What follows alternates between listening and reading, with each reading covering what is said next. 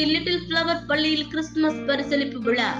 தேனி மாவட்டம் ஆண்டிப்பட்டியில் உள்ள தி little flower பள்ளியில் கிறிஸ்துமஸ் பெருவிழா மிக சிறப்பாக கொண்டாடப்பட்டது. விழாவிற்கு பள்ளி தாளர் ஹென்றி அருளானந்தம் மற்றும் தமயந்தி அவர்கள் முன்னிலை வகித்தனர்.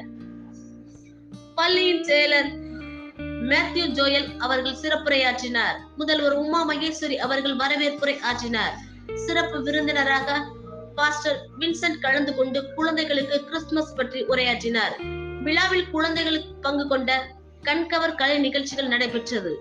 அனைத்து குழந்தைகளுக்கும் கேக் மற்றும் பரிசுகள் வழங்கப்பட்டது.